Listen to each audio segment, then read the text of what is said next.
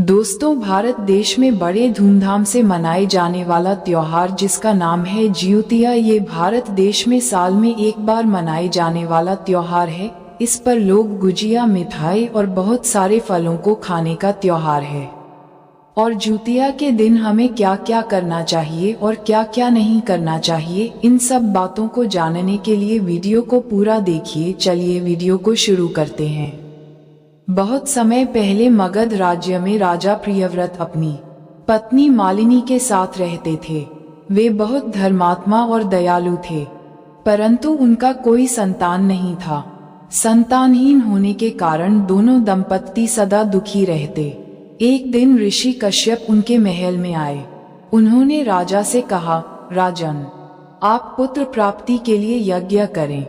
राजा ने यज्ञ करवाया और प्रसाद स्वरूप जो खीर मिली उसे रानी मालिनी ने खाया।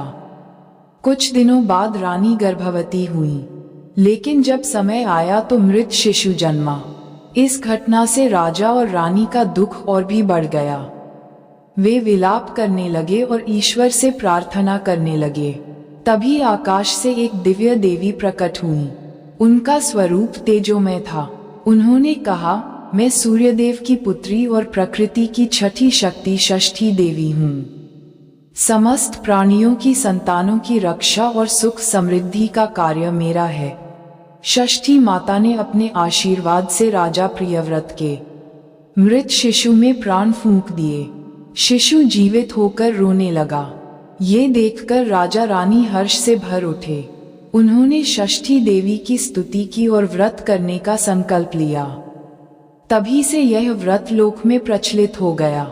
कहा जाता है कि छठ पूजा के दिन स्त्रियां और पुरुष समान श्रद्धा से व्रत रखते हैं।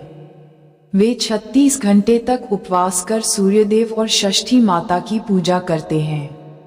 व्रती स्नान ध्यान करके पवित्र होकर नदी या तालाब के किनारे बांस की टोकरी में फल फूल, ठेकुआ, ईख, नारियल और दीपक सजाते हैं।